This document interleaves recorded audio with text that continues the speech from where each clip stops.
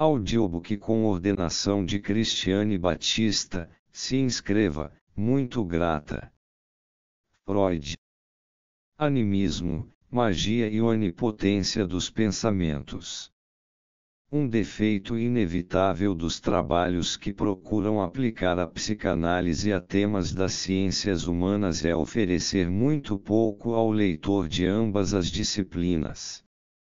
Por isso tem apenas o caráter de incitações, fazem ao especialista sugestões, para que ele as considere em seu próprio trabalho. Esse defeito se fará bastante evidente num ensaio que aborda o imenso âmbito do que é chamado de animismo.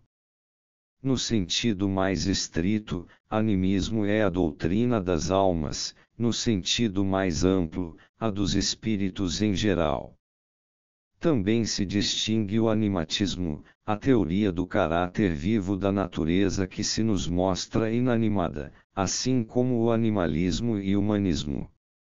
O termo animismo, antes aplicado a determinado sistema filosófico, parece ter recebido de Ibn Taylor seu significado atual. O que levou à introdução desses termos foi a percepção da singularíssima concepção do mundo e da natureza que têm os povos primitivos de nosso conhecimento, tanto os históricos como os ainda vivos. Eles povoam o mundo com inúmeros seres espirituais que lhes são benévolos ou malignos, veem nesses espíritos e demônios as causas dos processos naturais e acreditam que não apenas os animais e plantas, mas também as coisas inanimadas são animadas por eles. Um terceiro elemento dessa primitiva filosofia da natureza, talvez o mais importante, parece-nos bem menos peculiar, porque não nos achamos suficientemente afastados dele, ao passo que restringimos bastante a existência de espíritos e agora explicamos os processos naturais com a suposição de forças físicas impessoais. Os primitivos creem numa tal animação V também dos seres humanos individuais. As pessoas contêm almas, que podem deixar sua morada e migrar para outros seres humanos. Essas almas são portadoras das atividades espirituais e, até certo ponto, independentes dos corpos. Originalmente elas eram imaginadas como bastante semelhantes aos indivíduos, apenas no curso de um longo desenvolvimento perderam as características materiais, chegando a um alto grau de espiritualização.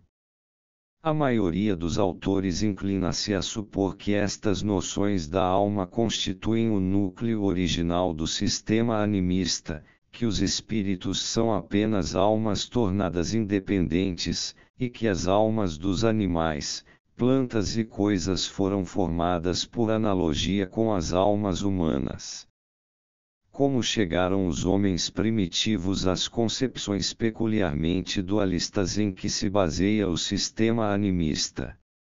Acredita-se que pela observação dos fenômenos do sono, com os sonhos, e da morte, a ele tão similar, e pelo esforço de explicar esses estados, de tamanho interesse para todo indivíduo. O problema da morte, mais que tudo, teria sido o ponto de partida da teorização. Para os primitivos, o prosseguimento da vida à imortalidade seria algo evidente. A ideia da morte veio a ser adquirida depois, não sem relutância, e também para nós é vazia de conteúdo e inexequível. Sobre o papel que podem ter tido, na formação das teorias básicas do animismo, outras observações e experiências acerca de imagens oníricas, sombras, imagens especulares etc. Houve discussões muito vivas, mas inconclusivas. O comportamento do homem primitivo, de reagir aos fenômenos que estimulam sua reflexão formando a ideia de almas e transferindo-as para objetos do mundo exterior, é julgado bastante natural e não particularmente enigmático. Ante o fato de as concepções animistas terem aparecido concordantemente nos mais diversos povos e em todas as épocas, WNDT afirmou que elas são o produto psicológico necessário de uma consciência mitopoética, e nesse sentido, portanto, o animismo primitivo deve ser considerado a expressão espiritual do estado natural do homem, na medida em que é acessível à nossa observação. A justificação para animar o inanimado já foi dada por Hume em sua Natural History of Religion, quando escreveu: There is an universal tendency among mankind to offensive all beings like themselves and to transfer to every object those qualities with which they are familiarly acquainted and of which they are intimately conscious. Há uma tendência universal, entre os homens, de conceber todos os seres como eles próprios e de transferir para todo objeto as qualidades que conhecem familiarmente e de que estão intimamente conscientes. O animismo é um sistema de pensamento, ele não só explica um fenômeno particular, mas permite compreender o mundo como unidade, a partir de um ponto. No curso dos tempos a humanidade produziu três grandes visões de mundo, se dermos crédito às autoridades: a animista, mitológica, a religiosa e a científica. Entre elas, a primeira criada, o animismo, é talvez a mais consequente e exaustiva, a que explica de maneira cabal a natureza do mundo. Essa primeira concepção de mundo da humanidade é uma teoria psicológica. Está além de nosso escopo demonstrar o quanto dela ainda se acha na vida moderna, seja depreciada, em forma de superstição, ou bastante viva, como fundamento de nossa linguagem, crença e filosofia. Remontando a esses três estágios de visões do mundo, fala-se que o animismo em si não é ainda uma religião, mas contém as premissas sobre as quais depois se constroem as religiões. É também claro que o mito se baseia em pressupostos animistas, mas os pormenores da relação entre mito e animismo permanecem não esclarecidos em pontos essenciais. Nossa abordagem psicanalítica se fará em outro lugar. Não é de supor que os homens tenham sido levados a criar seu primeiro sistema cosmológico por pura ânsia especulativa de saber. A necessidade prática de sujeitar o mundo teve, certamente, participação nesse esforço. Por isso não nos surpreendemos ao saber que, de mãos dadas com o animismo, há instruções de como proceder para assenhorar-se de homens, coisas e animais, isto é, de seus espíritos. Tais instruções, conhecidas pelos nomes de feitiço e magia, são consideradas, por S. Renac, a estratégia do animismo. Eu prefiro vê-las como a técnica, acompanhando Hubert e Maus.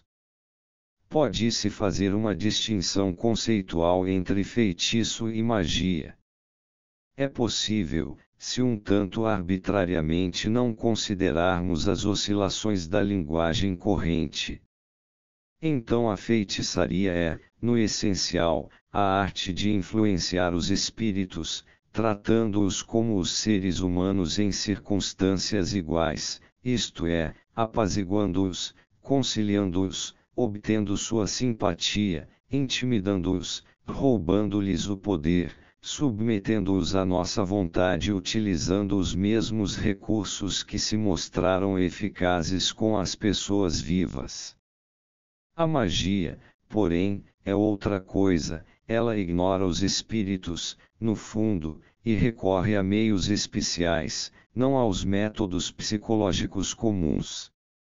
Logo percebemos que a magia é a parte mais primitiva e importante da técnica animista, pois entre os meios para lidar com espíritos encontram-se também meios mágicos, e a magia tem aplicação igualmente em casos, segundo nos parece, em que a espiritualização da natureza não foi realizada. A magia tem de servir aos propósitos mais diversos, submeter os eventos naturais à vontade do homem, defender a pessoa dos perigos e dos inimigos e dar-lhe o poder de prejudicar seus inimigos. Mas o princípio em cujos pressupostos se baseia a atividade mágica, ou melhor, o princípio da magia, é tão evidente que todos os autores o reconheceram. Podemos expressá-lo de forma bem sucinta com estas palavras de I.B. Taylor: se prescindirmos do juízo de valor que as acompanha, mistaking an ideal connection for a real one, tomar erradamente um vínculo ideal por um real. Essa característica será ilustrada com dois grupos de ações mágicas. Um dos mais difundidos procedimentos mágicos para afetar um inimigo é fazer uma imagem dele com um material qualquer. Pouco importa a semelhança, no caso. Qualquer objeto pode ser promovido à imagem do inimigo. O que se faz a essa imagem sucede também ao original odiado, ferindo-se uma parte do corpo daquela, este fica doente no mesmo lugar. A mesma técnica mágica pode estar a serviço da devoção religiosa, em vez da inimizade pessoal, e ajudar deuses na luta contra demônios maus. Citando Fraser, toda noite, quando o deus Sol radicia para o seu lar, no oeste ardente, ele era atacado por hostes de demônios sob a chefia do seu arqui-inimigo Apepi. Por toda a noite ele os combatia, e às vezes, durante o dia, os poderes das trevas enviavam nuvens para o céu azul do Egito, para obscurecer sua luz e debilitar seu poder. A fim de auxiliar o deus Sol em sua luta diária, uma cerimônia era realizada diariamente no seu templo, em Tebas. Uma figura de seu inimigo Apepi, representado como um crocodilo com uma face horrenda ou uma serpente com muitas dobras, era feita de cera e nela se escrevia o nome do demônio, com tinta verde. Posto num envoltório de papiro, no qual outra imagem de Apepi fora desenhada com tinta verde, a figura era então amarrada com cabelos negros, era cuspida, retalhada com uma faca de pedra e lançada ao chão. Quando o próprio Apepi havia sido eliminado dessa forma, imagens em cera de cada um dos principais demônios, e de seus pais, mães e filhos, eram feitas e igualmente queimadas. O serviço, acompanhado da recitação de alguns encantamentos prescritos, era repetido não só de manhã, ao meio-dia e à noite, mas sempre que havia um temporal, que chovia fortemente ou que nuvens negras moviam-se pelo céu para esconder o claro disco solar. Os malvados das trevas, das nuvens e chuvas, sentiam os ferimentos infligidos às suas imagens como se fossem feitos a eles próprios, eles desapareciam, ao menos por algum tempo, e o benéfico Deus Sol brilhava triunfante, uma vez mais. Do incontável número de atos mágicos com fundamento semelhante destacarei dois apenas, que tiveram grande papel entre os povos primitivos de todas as épocas e que permaneceram conservados, em parte, nos mitos e cultos de estágios de desenvolvimento mais elevados, as mágias para a obtenção de chuva e de fertilidade. A chuva é produzida por meios mágicos, sendo imitada, ou imitando-se também as nuvens e a tempestade que a produzem. A impressão é de que se quis brincar de chuva. Os Ainous do Japão, por exemplo, fazem chuva da seguinte forma: alguns deles derramam água com peneiras, enquanto outros tomam uma tigela, aparelham-na com velas e reimos, como se fosse um barco, e a empurram ou arrastam pela aldeia e os jardins. Também a fertilidade do solo era assegurada por via mágica, oferecendo-lhe o espetáculo de um ato sexual humano. Assim, um exemplo entre muitos, em algumas partes de Java os lavradores e suas mulheres vão para os campos, ao se aproximar a época do arroz florescer, para incentivar a fertilidade do arroz com seu exemplo. Temia-se, no entanto, que relações sexuais incestuosas, proibidas, gerassem colheitas ruins e infertilidade do solo. Também devem ser incluídos nesse primeiro grupo certos preceitos negativos, isto é, precauções mágicas. Quando uma aldeia Dayak vai à caça de javalis, as pessoas que ficam não podem tocar em óleo ou água durante a ausência de seus amigos. Se o fizessem, os caçadores ficariam com dedos de manteiga e a presa escaparia entre suas mãos. Ou ainda, enquanto um caçador Giliac persegue a caça na floresta, seus filhos, em casa, estão proibidos de fazer desenhos na madeira ou na areia, pois teme-se que, as crianças fazendo isso, as trilhas da floresta ficariam emaranhadas como as linhas dos desenhos, de modo que o caçador poderia perder seu caminho e não retornar. Se nestes últimos exemplos, como em tantos outros de ação mágica, a distância não tem nenhum efeito, ou seja, a telepatia é tida como óbvia, também para nós a compreensão dessa peculiaridade da magia não oferecerá dificuldade. Não há dúvida quanto ao que é considerado eficaz em todos esses exemplos. É a semelhança entre o ato realizado e o evento esperado. Daí Fraser chamar de imitativa ou homeopática essa espécie de magia. Se eu quero que chova, preciso apenas fazer algo que pareça ou lembre a chuva. Numa fase posterior da evolução cultural, em vez dessa magia da chuva serão organizadas procissões até um templo e serão feitas orações, pedindo chuva ao santo que nele tem sua morada. Por fim se abandonará também essa técnica religiosa e se tentará descobrir meios de agir sobre a atmosfera para produzir chuva. Num segundo grupo de atos mágicos o princípio da semelhança já não conta, mas sim um outro, que os exemplos seguintes revelarão facilmente. Querendo-se prejudicar um inimigo, pode-se utilizar um outro procedimento. Obtém-se uma amostra de seus cabelos, unhas, excreções, ou mesmo de sua roupa, e faz-se alguma coisa hostil com esses objetos. É como apoderar-se da pessoa mesma, e aquilo que se faz às coisas oriundas da pessoa acontecerá a ela mesma. Na visão dos primitivos, entre os elementos essenciais de uma personalidade se acha o nome. Quando se sabe o nome de uma pessoa ou de um espírito, adquire-se algum poder sobre o portador do nome. Daí as curiosas precauções e restrições no uso dos nomes, abordadas no ensaio sobre o tabu. Nesses exemplos, a semelhança é claramente substituída pela afinidade.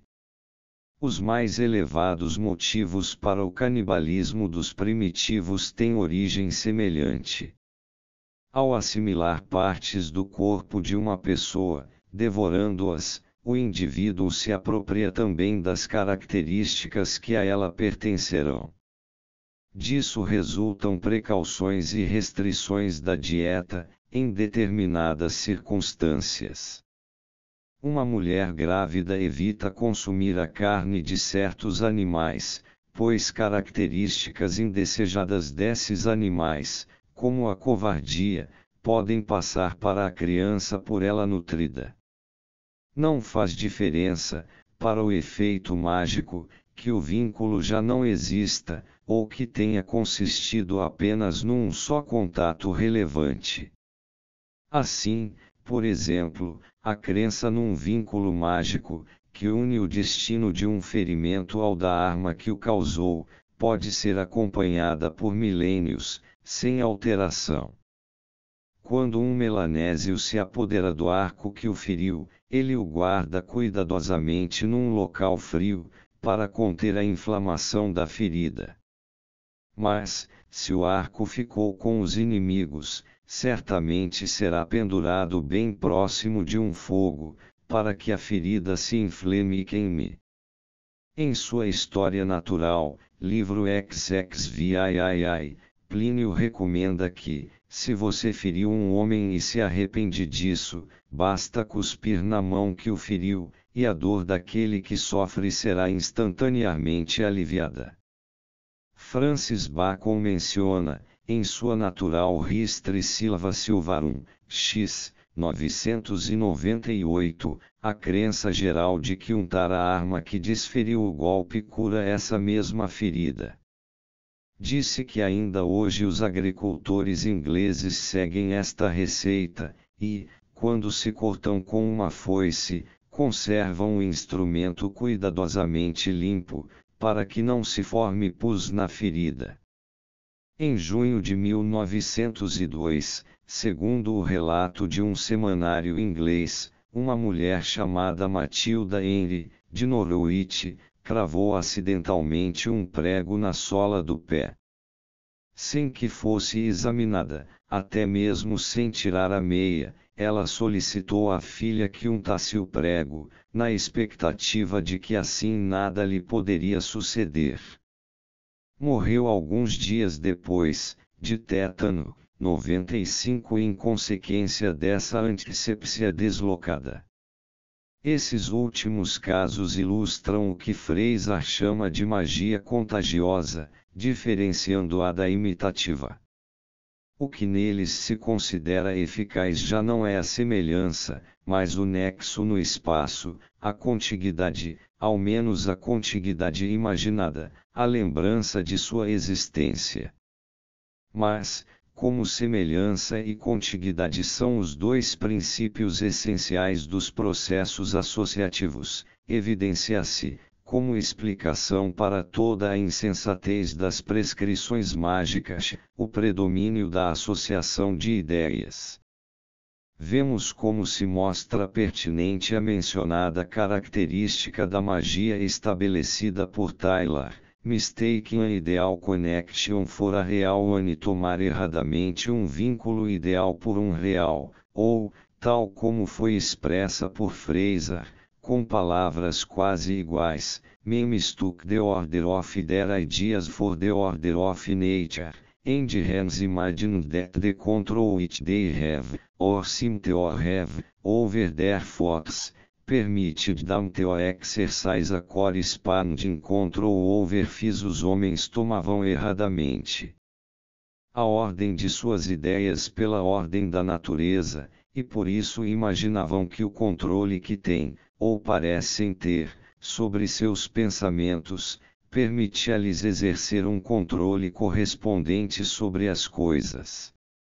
A princípio causa estranheza, então, que essa esclarecedora explicação da magia pudesse ser rejeitada por vários autores como insatisfatória. Refletindo um pouco mais, porém, vemos como justificada a objeção de que a teoria da associação apenas explica os caminhos que a magia segue, e não sua autêntica natureza, isto é, o equívoco de pôr leis psicológicas no lugar de leis naturais. Aqui falta, evidentemente, um fator dinâmico, mas, enquanto a busca desse fator desencaminhou os críticos da teoria de Fraser, será fácil dar uma explicação satisfatória da magia, se apenas prosseguirmos e aprofundarmos a teoria da associação. Consideremos primeiro o caso mais simples e mais significativo, o da magia imitativa. Segundo Fraser, esta pode ser praticada sozinha, enquanto a magia contagiosa pressupõe normalmente a imitativa. Os motivos que impelem ao uso da magia são fáceis de reconhecer, são os desejos humanos. Apenas precisamos supor que o homem primitivo tem uma enorme confiança no poder dos seus desejos. No fundo, tudo o que ele realiza por meio mágico deve acontecer apenas porque ele o deseja. Portanto, inicialmente a ênfase está no seu desejo. Quanto à criança, que se acha em condições psíquicas análogas, mas ainda não tem capacidade motora, defendemos a hipótese de que inicialmente satisfaz seus desejos de forma alucinatória, produzindo a situação satisfatória mediante as excitações centrífugas de seus órgãos sensoriais. Quanto ao homem primitivo adulto, há um outro caminho. Ao seu desejo liga-se um impulso motor, a vontade, e esta que depois, a serviço da satisfação do desejo, mudará a face da terra é agora usada para representar a satisfação, de modo que esta pode ser vivenciada através de alucinações motoras, digamos. Tal representação do desejo satisfeito é comparável à brincadeira das crianças, que nelas toma o lugar da técnica puramente sensorial de satisfação. Se a brincadeira e a representação imitativa bastam para a criança e o primitivo, isso não é um sinal de modéstia, tal como a entendemos, ou de resignação graças ao reconhecimento de sua real impotência, mas a compreensível consequência do preponderante valor de seu desejo, da vontade dele dependente e dos caminhos que ele tomou. Com o tempo, o acento psíquico desloca-se dos motivos da ação mágica para seus meios, para a própria ação. Digamos, talvez mais corretamente, que apenas esses meios tornam-lhe evidente a superestimação de seus atos psíquicos. Fica parecendo que apenas a ação mágica, devido à sua semelhança com o resultado desejado, faz com que este ocorra. No estágio do pensamento animista não há ainda oportunidade de demonstrar objetivamente o verdadeiro estado de coisas, ela ocorre mais tarde, quando todos esses procedimentos ainda são cultivados, mas já é possível o fenômeno psíquico da dúvida, como expressão de um pendor à repressão. Então os homens vão admitir que a invocação de espíritos nada consegue, se não existe a crença neles, e que também a força mágica da oração fracassa, se por trás dela não se acha a devoção. A possibilidade de uma magia contagiosa baseada na associação por contiguidade nos mostra, então, que o valor psíquico atribuído ao desejo e à vontade estendeu-se a todos os atos psíquicos que se acham à disposição da vontade.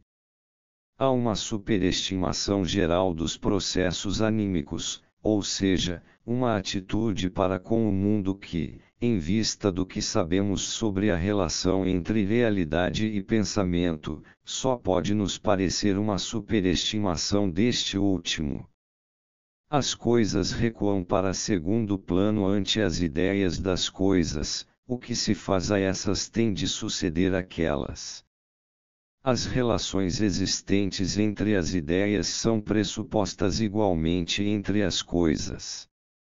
Como o pensamento não conhece distâncias, facilmente reunindo o mais afastado no espaço e o mais separado no tempo num só ato de consciência, também o mundo mágico, telepaticamente, põe-se acima da distância física e trata uma situação passada como se fora presente. Na época animista, a imagem reflexa do mundo interior torna invisível aquela outra imagem do mundo que acreditamos perceber. Ressaltemos, além disso, que os dois princípios da associação semelhança e contiguidade encontram-se na unidade mais ampla do contato. Associação por contiguidade é contato no sentido direto, associação por semelhança, no sentido figurado. Uma identidade no processo psíquico, ainda não apreendida por nós, é indicada pelo uso da mesma palavra para os dois tipos de relação. Trata-se da mesma extensão do conceito de contato que se verificou na análise do tabu. Podemos agora dizer, sintetizando, que o princípio diretor da magia, a técnica do modo de pensar animista, é o da onipotência dos pensamentos. Tomei a expressão onipotência dos pensamentos de um indivíduo bastante inteligente, que sofria de ideias obsessivas e que, após restabelecer-se com o tratamento psicanalítico, pôde dar provas de sua capacidade e sensatez. Ele a havia cunhado para explicar todos os acontecimentos singulares e inquietantes que pareciam persegui-lo, a ele e a outros acometidos da mesma doença. Se acabava de pensar em alguém, este lhe surgia ao encontro, como se o tivesse invocado magicamente. Se de repente perguntava por um conhecido que há muito não via, informavam-lhe que havia morrido pouco antes, de modo que parecia ter se ligado telepaticamente com ele. Se amaldiçoava um estranho, não muito a sério, cabia esperar que ele morresse pouco depois e lhe deixasse o fardo de sua morte. Acerca da maioria desses casos ele pôde me informar, no curso do tratamento, como havia surgido a aparência enganosa e o que ele mesmo fizera para reforçar sua expectativa supersticiosa. Todos os doentes obsessivos são supersticiosos dessa maneira, em geral contrariando seu entendimento. É na neurose obsessiva que a conservação da onipotência dos pensamentos aparece do modo mais nítido, nela se acham mais próximos da consciência os resultados desse primitivo modo de pensar. Mas devemos guardar-nos de ver nisso um caráter distintivo dessa neurose, pois a investigação psicanalítica revela a mesma coisa nas outras neuroses. Em todas elas, o decisivo na formação dos sintomas é a realidade do pensar, não a do viver. Os neuróticos vivem num mundo especial, em que, como expressei em outro lugar, apenas a moeda neurótica tem vigência, isto é, apenas o que é pensado intensamente e imaginado com afeto funciona para eles. A concordância disso com a realidade exterior é algo secundário. O histérico repete em seus ataques, e fixa com seus sintomas, vivências que apenas na sua fantasia ocorreram daquela forma, ainda que, em última análise, remontem a acontecimentos reais ou sejam construídos com base neles. Assim, também não se compreenderia a consciência de culpa dos neuróticos, caso se pretendesse relacioná-la a malfeitos reais. Um neurótico obsessivo pode ser oprimido por uma consciência de culpa que assentaria bem num grande assassino, embora trate seus semelhantes com o maior escrúpulo e consideração, e assim tenha feito desde pequeno. No entanto, seu sentimento de culpa é justificado, baseia-se nos fortes e frequentes desejos de morte que ele, inconscientemente, abriga em relação ao próximo. É justificado na medida em que pensamentos inconscientes, e não atos propositais, são tomados em consideração. De modo que a onipotência dos pensamentos, a superestimação dos processos psíquicos em relação à realidade, tem irrestrita influência na vida emocional do neurótico e em tudo o que dela deriva. Mas, se o submetemos ao tratamento psicanalítico, que nele torna consciente o que é inconsciente, ele não poderá crer que os pensamentos são livres e sempre terá medo de exprimir desejos maus, como se, devido à expressão, eles inevitavelmente chegassem à realização. Este seu comportamento, assim como a superstição que põe em prática na vida, mostra-nos como ele está vizinho do selvagem, que acredita mudar o mundo exterior apenas com os pensamentos.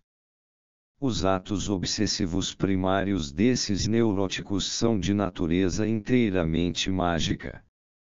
Se não são feitiços, são contrafeitiços, dedicados a afastar as expectativas de desgraça com que a neurose costuma iniciar.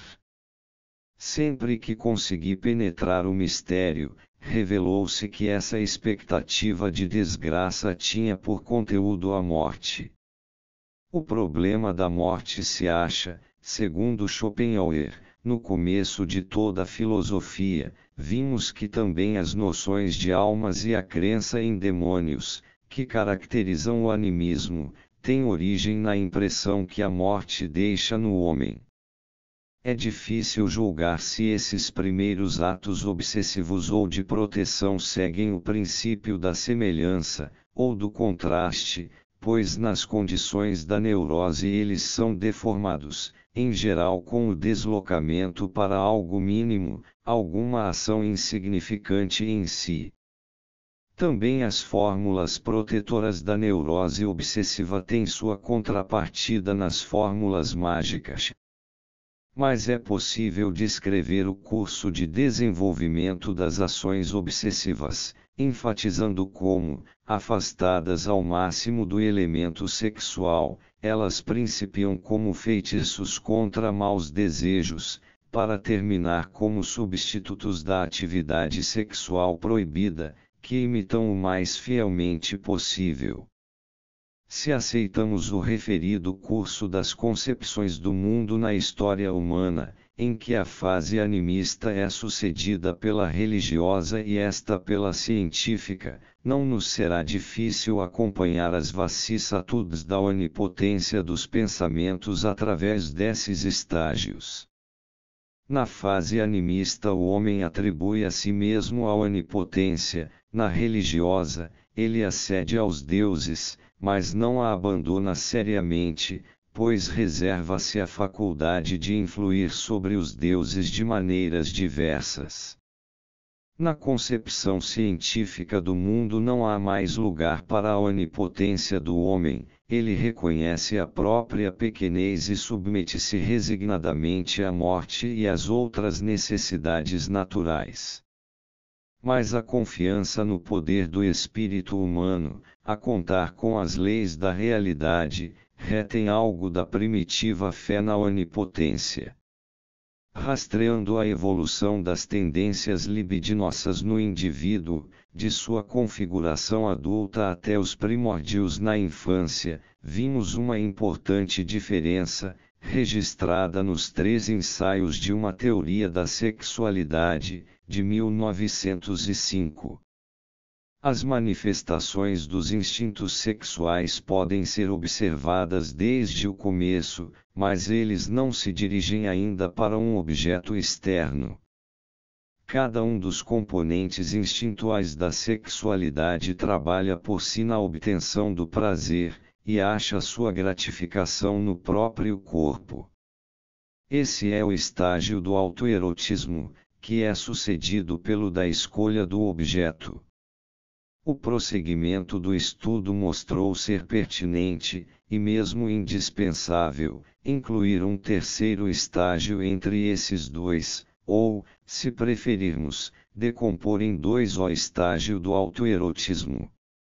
Nesse estágio intermediário, cuja relevância cada vez mais se impõe ao pesquisador, os instintos sexuais antes separados já se juntaram numa unidade e encontraram um objeto, mas esse objeto não é externo, alheio ao indivíduo, e sim o próprio eu, já constituído por esse tempo. Considerando fixações patológicas desse estado, observadas mais tarde, nós o denominamos narcisismo. A pessoa se comporta como se estivesse enamorada de si mesma, os instintos do eu e os desejos libidinais ainda não são separados por nossa análise. Embora ainda não nos seja possível uma caracterização suficientemente precisa desse estágio narcísico, no qual os instintos sexuais até então dissociados se agregam numa unidade e investem o eu como objeto, já suspeitamos que a organização narcísica jamais será abandonada inteiramente. O ser humano continua narcísico em certa medida, mesmo depois de encontrar objetos externos para sua libido. Os investimentos objetais que ele realiza são como que emanações da libido que permanece no eu, e podem ser novamente levados para ela. Os estados de enamoramento, psicologicamente tão notáveis, e que são os modelos normais das psicoses, correspondem ao mais alto grau dessas emanações, comparado ao nível do amor ao eu.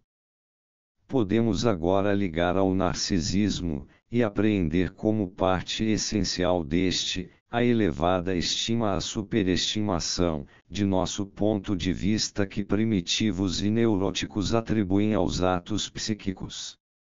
Diríamos que nos primitivos o pensar ainda é, em grande medida, sexualizado, daí se originando a fé na onipotência dos pensamentos, a inabalável confiança na possibilidade de controlar o mundo e a impermeabilidade às simples experiências que poderiam instruir o homem sobre seu verdadeiro lugar no mundo.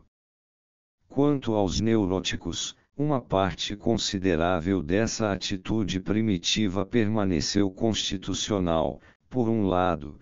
Por outro, a repressão sexual neles ocorrida produz uma nova sexualização dos processos de pensamento.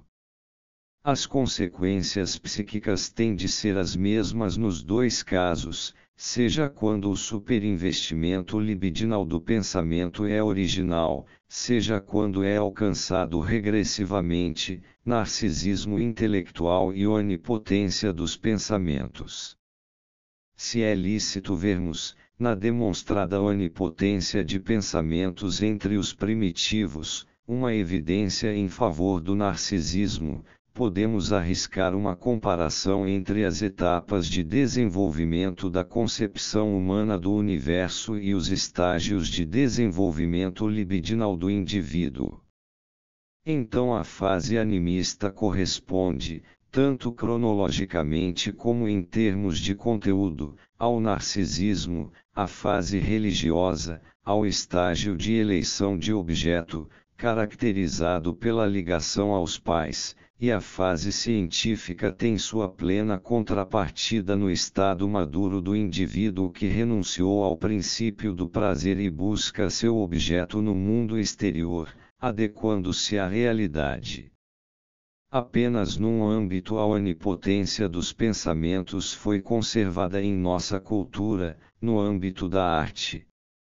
Unicamente na arte ainda sucede que um homem consumido por desejos realiza algo semelhante à satisfação deles, e que essa atividade lúdica provoque graças à ilusão artística efeitos emocionais como se fosse algo real. As pessoas falam, com justiça, do feitiço da arte, e comparam o artista a um feiticeiro. Mas essa comparação é talvez mais significativa do que pretende ser.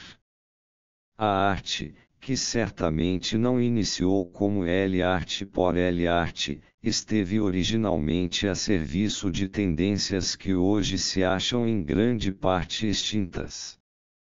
Entre elas, podemos suspeitar, muitas eram intenções mágicas.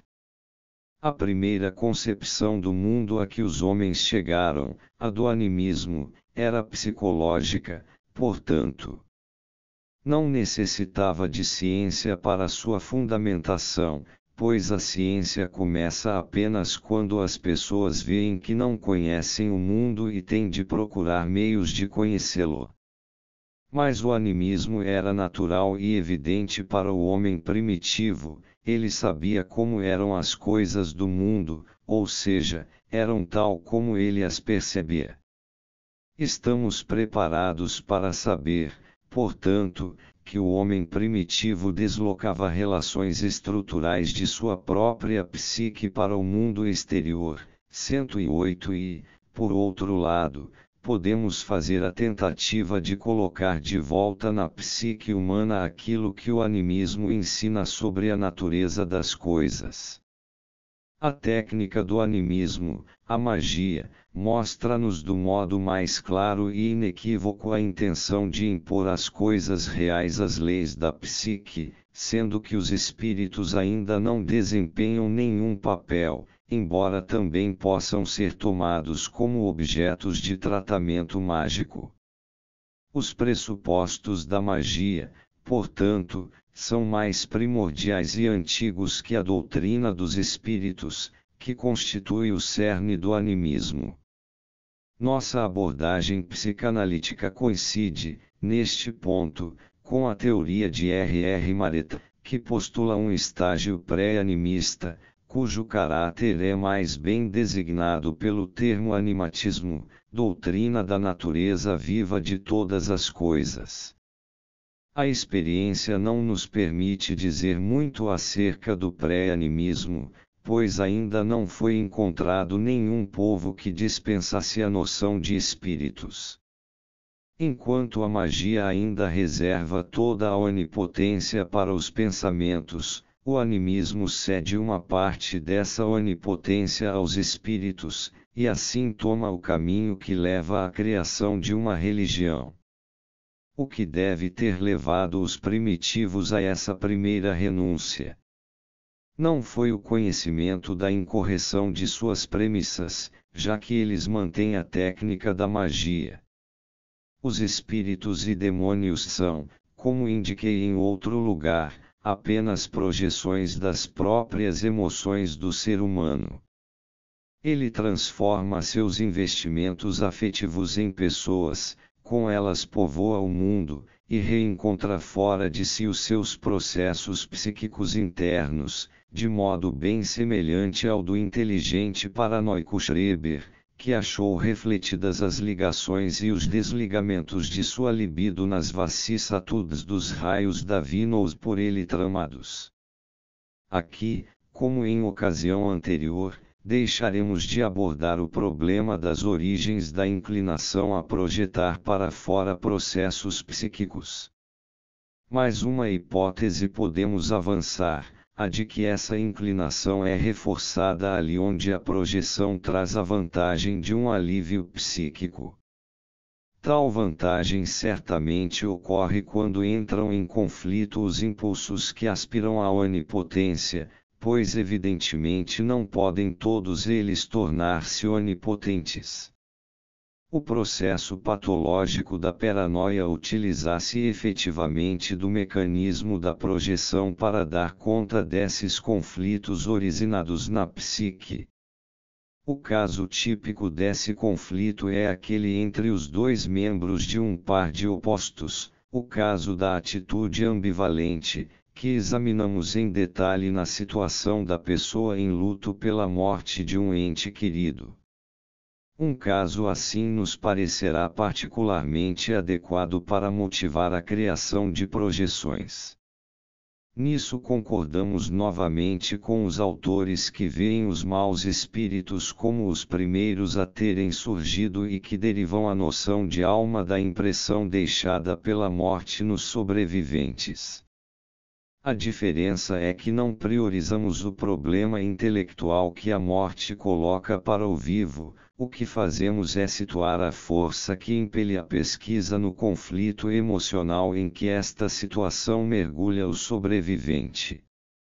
Portanto, a primeira realização teórica do ser humano, a criação dos espíritos, teria nascido da mesma fonte que as primeiras restrições morais a que ele se sujeitou, os preceitos dos tabus.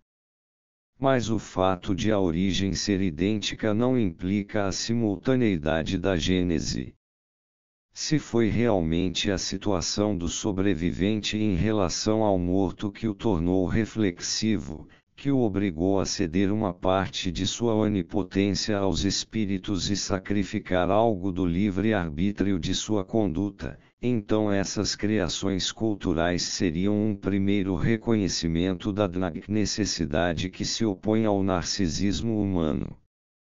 O primitivo se inclinaria ante a supremacia da morte com o mesmo gesto com que parece negá-la. Se ousamos explorar mais ainda as nossas premissas, podemos indagar que parte essencial de nossa estrutura psicológica tem seu reflexo e seu retorno na criação projetiva de almas e espíritos. Então é difícil contestar que a primitiva noção de alma, por mais que se diferencie da alma posterior, totalmente imaterial, coincide essencialmente com esta, ou seja, apreende pessoa e coisa como algo duplo, em cujas duas partes componentes se acham divididas as familiares características e modificações do todo. Essa dualidade original, para usar uma expressão de H. Spencer, já é idêntica àquele dualismo que se manifesta na habitual separação de corpo e espírito, e cuja indelével expressão verbal reconhecemos, por exemplo, quando se diz, de alguém que desmaia ou se descontrola, que está fora de si. Aquilo que, exatamente como os primitivos, projetamos na realidade externa, não pode ser outra coisa senão o reconhecimento de um estado em que algo é dado, está presente para os sentidos e a consciência, junto a um outro em que esse algo é latente, mas pode reaparecer, isto é, a coexistência de percepção e lembrança, ou, de modo mais geral, a existência de processos psíquicos inconscientes ao lado dos conscientes.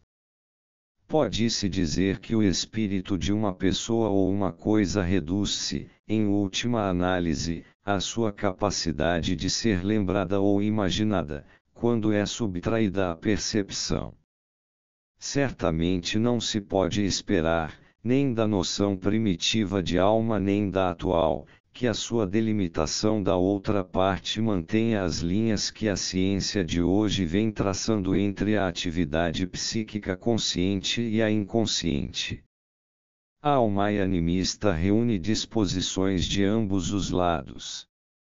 Sua fluidez e mobilidade, sua capacidade de abandonar o corpo, de apoderar-se duradoura ou provisoriamente de outro corpo, são características que lembram inconfundivelmente a natureza da consciência. Mas a forma como se mantém oculta por trás da personalidade manifesta lembra o inconsciente. Hoje em dia não mais atribuímos imutabilidade e indestrutibilidade aos processos conscientes, e sim aos inconscientes, e consideramos estes os autênticos veículos da atividade psíquica.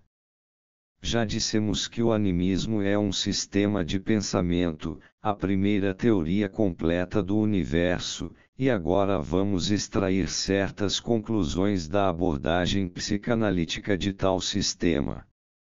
A experiência de cada dia nos mostra as principais características do sistema. Sonhamos à noite e aprendemos a interpretar o sonho de dia. O sonho pode, sem negar a sua natureza, parecer confuso e desconexo, pode também, ao contrário, imitar a ordem das impressões de uma vivência, deduzir um acontecimento de outro e relacionar uma parte de seu conteúdo a outra. Isto ele consegue realizar com maior ou menor êxito, e quase nunca o faz de modo tão perfeito que não apareça algum absurdo, alguma falha na trama. Quando o submetemos à interpretação, vemos que a disposição irregular e desigual de seus componentes é algo irrelevante para a sua compreensão. O essencial neles são os pensamentos oníricos, estes sim, dotados de sentido, coerentes e ordenados. mas sua ordem é bastante diversa da que lembramos no conteúdo manifesto do sonho. O nexo dos pensamentos oníricos é abandonado, e pode então ficar inteiramente perdido ou ser substituído pelo novo nexo do conteúdo onírico. Quase sempre ocorre, além da condensação dos elementos do sonho, uma reordenação deles, que é independente da ordenação anterior em maior ou menor grau. Por fim, aquilo em que o material dos pensamentos oníricos foi transformado pelo trabalho do sonho sofre uma nova influência, a assim chamada elaboração secundária, que claramente visa eliminar a falta de nexo e a incompreensibilidade resultantes do trabalho do sonho, em favor de um novo sentido. Este novo sentido alcançado pela elaboração secundária já não é mais o sentido dos pensamentos oníricos. A elaboração secundária do produto do trabalho do sonho é um exemplo valioso da natureza e das exigências de um sistema. Uma função intelectual, em nós, requer unidade, nexo e compreensibilidade de todo o material da percepção ou do pensamento de que se apodera, e não hesita em fabricar um nexo incorreto, se, devido a circunstâncias especiais, não apreende o correto. Conhecemos os sistemas assim construídos não só através do sonho, mas também das fobias, do pensamento obsessivo e dos delírios. Nos distúrbios delirantes, paranoia, a construção de sistema é o que mais chama a atenção, ela domina o quadro da doença, mas também não pode ser ignorada nas outras formas de neuropsicose. Em todos os casos podemos demonstrar que houve uma reordenação do material psíquico para um novo objetivo, muitas vezes violenta, no fundo, embora pareça compreensível do ponto de vista do sistema. A marca mais distintiva de um sistema vem a ser, então, que cada um dos seus produtos permite acharmos duas motivações, uma baseada nas premissas do sistema eventualmente delirante, portanto, e uma oculta, mas que temos de reconhecer como a efetivamente atuante, real. Isso pode ser ilustrado com um exemplo tirado de uma neurose. No ensaio sobre o tabu mencionei uma paciente cujas proibições obsessivas mostram perfeita concordância com um tabu maori. A neurose dessa mulher está voltada para o marido, culmina na defesa contra o desejo inconsciente de que ele morra.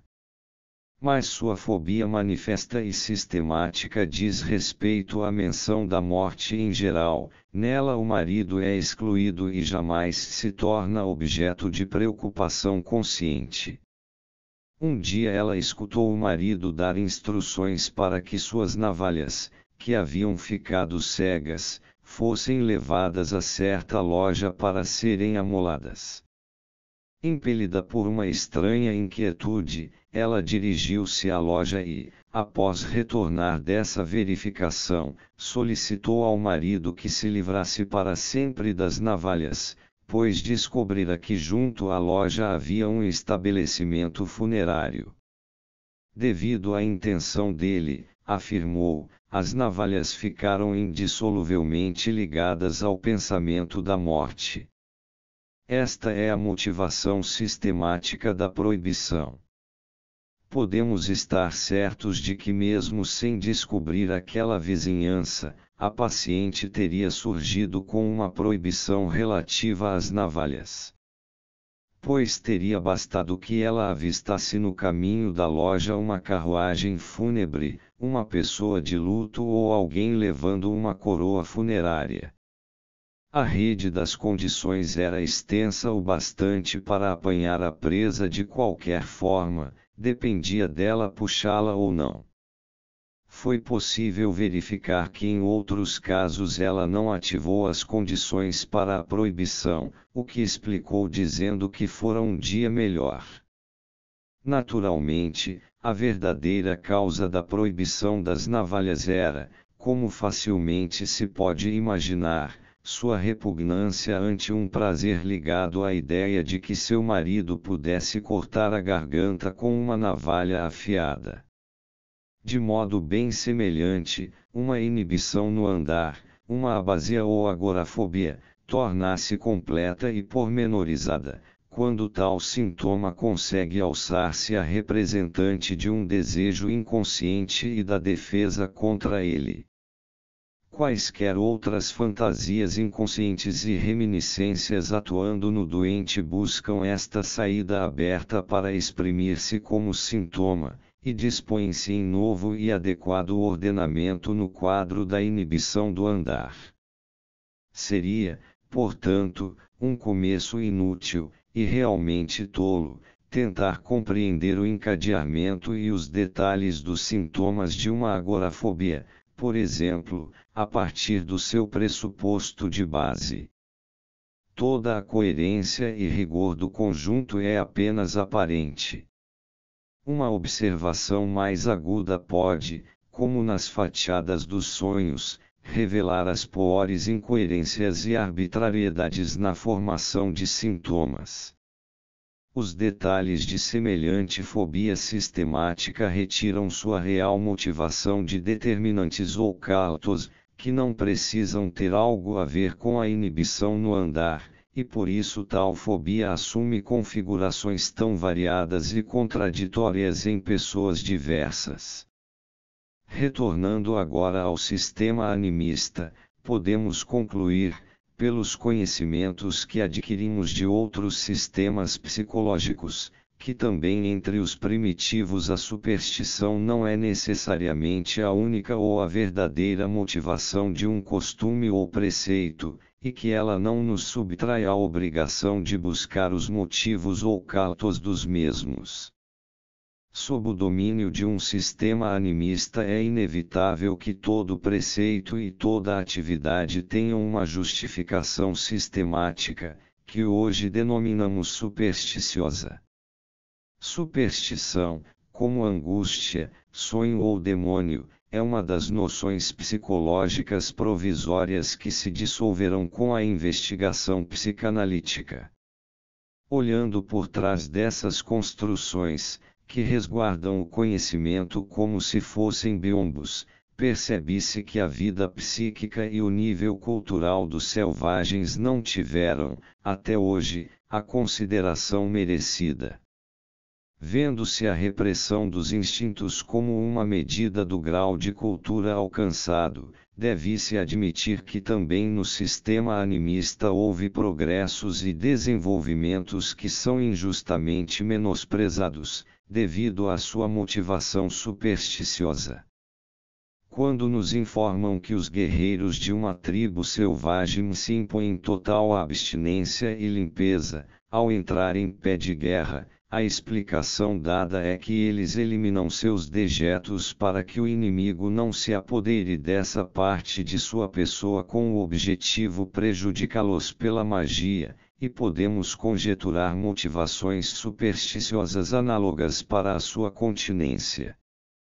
Subsiste o fato da renúncia instintual, porém, e talvez compreendamos melhor o caso se supusermos que o guerreiro se impõe tais restrições a título de compensação, porque se acha a ponto de permitir-se a plena satisfação de impulsos mais cruéis e mais hostis, normalmente proibidos.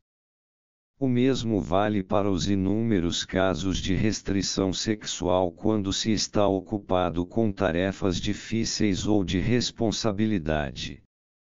A justificativa para essas proibições pode se referir a um contexto mágico, mas a ideia fundamental de obter maior força mediante a renúncia à satisfação instintual permanece inequívoca, e não devemos negligenciar a raiz higiênica da proibição, junto à racionalização mágica.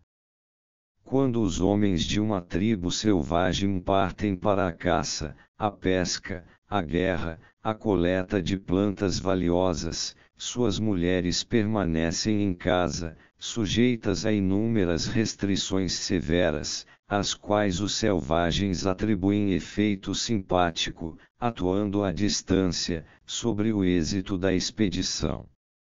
Mas não é preciso muita argúcia para imaginar que esse fator atuando à distância não é outro senão o pensamento saudoso, a nostalgia dos ausentes, e que por trás desses disfarces está a boa compreensão psicológica de que os homens só dão o melhor de si quando se acham tranquilos em relação às mulheres que deixaram em casa.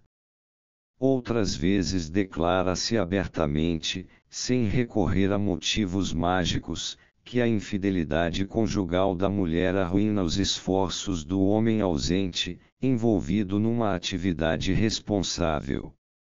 Os numerosos tabus a que estão sujeitas as mulheres dos selvagens durante a menstruação são motivados pelo supersticioso horror ao sangue, e nisso também possuem um fundamento real. Mas seria injusto ignorar a possibilidade de que esse horror ao sangue também serve a propósitos estéticos e higiênicos, que em todo caso tem de vestir-se de motivações mágicas. Não nos iludimos quanto a essas tentativas de elucidação nos exporem à crítica de que estamos atribuindo aos selvagens de hoje uma sutileza nas atividades psíquicas que é bastante improvável. Mas penso que, no tocante à psicologia dos povos que permaneceram no estágio animista, pode muito bem suceder o mesmo que com a vida psíquica das crianças, que nós, adultos, não mais compreendemos, e cuja riqueza e finura, por isso, tanto subestimamos. Lembrarei ainda um grupo de preceitos que não foram esclarecidos, pois admitem uma explicação familiar ao psicanalista. Em muitos povos selvagens é proibido, em circunstâncias diversas, manter armas afiadas e instrumentos cortantes em casa. Fraser menciona a crença alemã de que uma faca não deve ser deixada com a lâmina para cima, Deus e os anjos poderiam nela se ferir. Não deveríamos reconhecer nesse tabu o pressentimento de certos atos sintomáticos, nos quais a faca poderia ser usada por maus impulsos inconscientes.